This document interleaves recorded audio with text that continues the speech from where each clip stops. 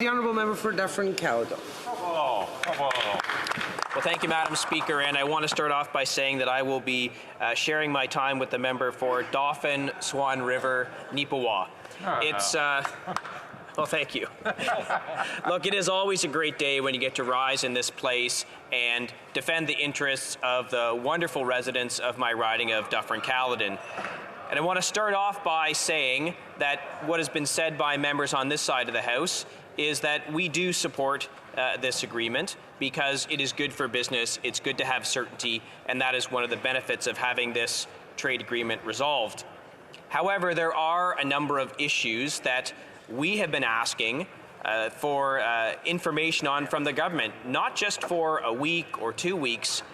In fact, we've been asking for some information for several months, and we're not getting that information. And specifically, we've been asking, when will the government release the economic impact for this agreement?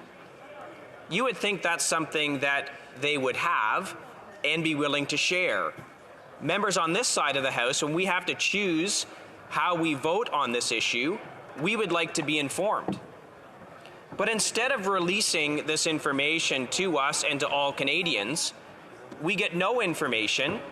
And in fact, what we do get is, please approve this as quickly as possible. Now, Madam Speaker, when you're asking someone to dance, you actually have to ask them to dance.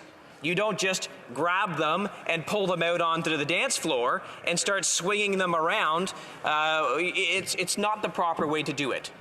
So this is a very clear request that we have made. And to date, we get no response.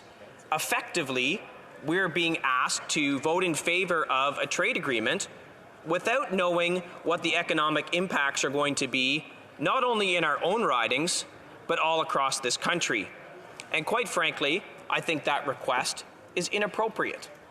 They should be giving us the information that we're demanding. Now, you know, my friends on the other side of the House, they will say, oh, but we've offered you a briefing.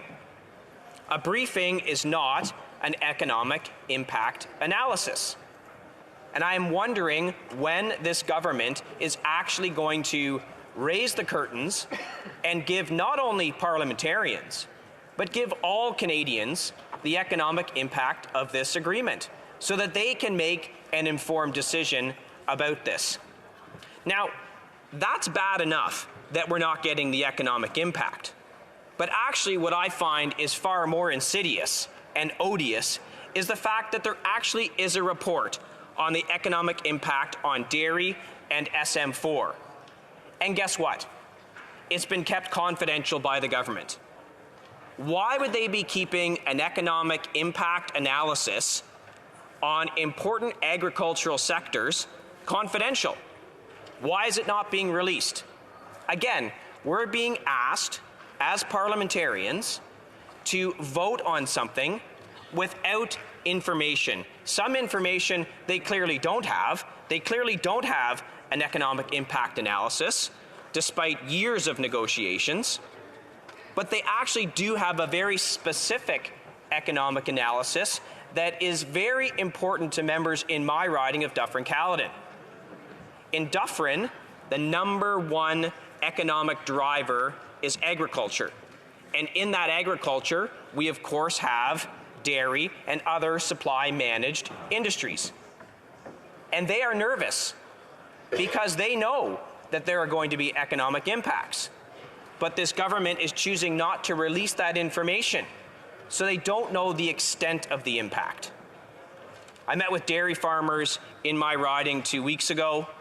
They are concerned about the agreement itself without still knowing the economic impacts.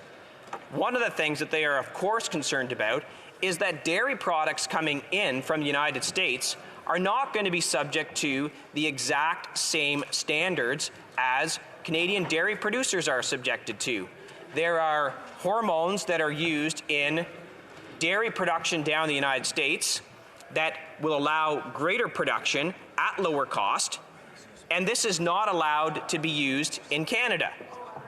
So they've negotiated a deal not only for further access to the supply-managed dairy market in Canada, but they've also not leveled the playing field. So it's a double hit on our dairy sector, one that they don't know the economic impact of. And they don't know what the compensation is going to be either. We ask repeatedly, what is going to be the compensation for sectors that are adversely affected? Again, like so many things that we get from this government, there's no transparency. We get no answer.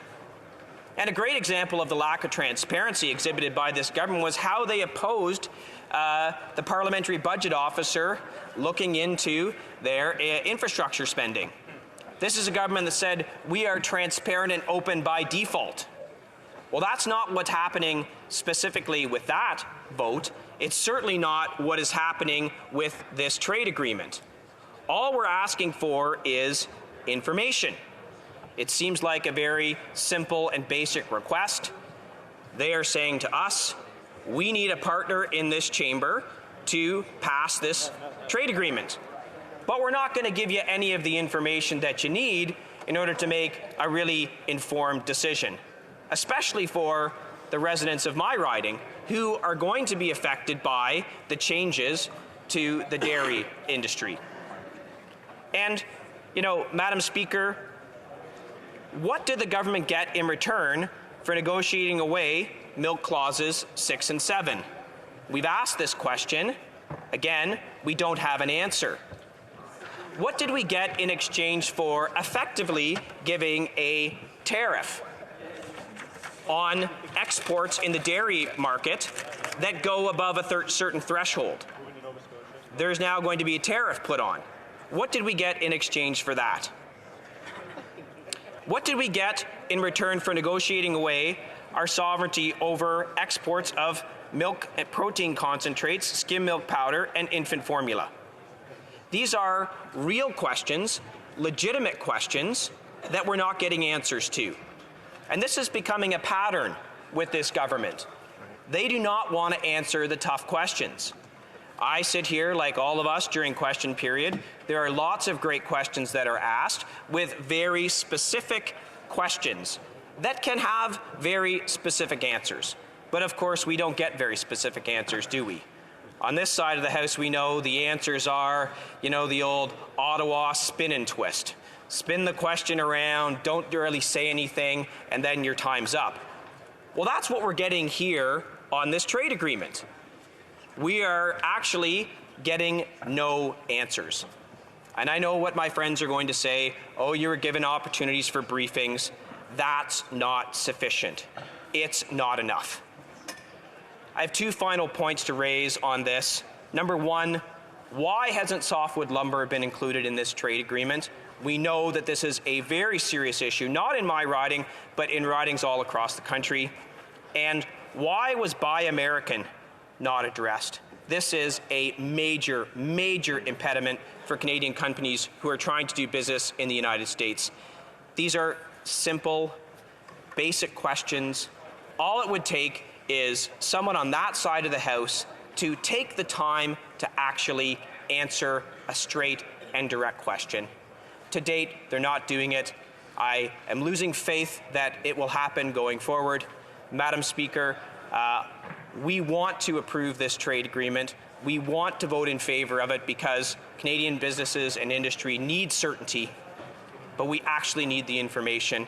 And my request is that this government start providing us some answers instead of pulling down the curtains and saying, vote blind on this issue. Thank you.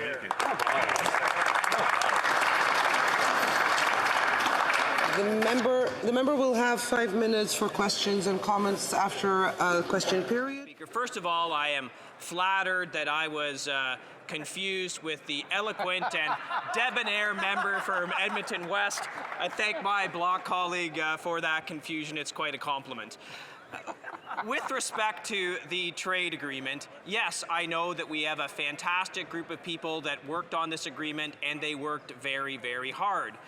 What I still am waiting for and getting increasingly despondent that there will not be an answer is to these specific questions that I raised in my speech. These are questions that not only people in my riding are asking me for answers about, but Canadians from coast to coast to coast are asking, what are the economic impacts of this agreement? We've been asking for 2 months. I met with dairy producers in my riding. They know there has actually been a report prepared with economic impacts for the supply management sector, and the Liberals have kept it confidential. Why won't they produce these reports? What are they hiding? Questions and comments. Commentaires. The Honourable Member for Oshawa. Yes, and I want to thank my eloquent colleague for this wonderful speech. I did want to ask him about timing here, because he's well aware that the original Trans-Pacific Partnership was the renegotiation of NAFTA. It was ready to be signed back in 2015, 2 weeks after the Prime Minister took office, and it was Mr. Obama's deal, the most progressive president in the history of the United States, and our Prime Minister decided that it wasn't progressive enough for him, so instead he delayed the signing of the Trans-Pacific Partnership. Now, obviously they didn't have any problem with it because they did eventually sign it, but they gave 4 years of uncertainty on the NAFTA, and of course we ended up with a worse agreement out of it. Could the member please comment on what these 4 years of uncertainty has done to the business sector in Canada, and that investment that could have been brought to our country that wasn't available at the time because of the uncertainty of the trade agreement? Member for Dufferin-Caledon. Thank you, Mr. Speaker, and thank you for a great question. Look, uncertainty is, of course, the antithesis of good business practices. With uncertainty, businesses, of course, do not know how to plan and budget to expand, and these delays and the amount of time it's taken has caused all kinds of damage within our business sectors. And not knowing what is going on with the economic analysis of this new trade agreement is creating further uncertainty. It is creating incredible anxiety and uncertainty in the dairy sector and other supply managed sectors, because they do not know what the impacts of this agreement are going to be. And not to, continue to repeat myself, we've been asking for these documents for over 2 months. I do not understand why these documents are not being produced. Why are we not given the understanding of what the economic impacts are going to be? Effectively, what we're being asked to do is support a trade agreement without knowing the implications of the trade agreement, and quite frankly, I think that's wrong.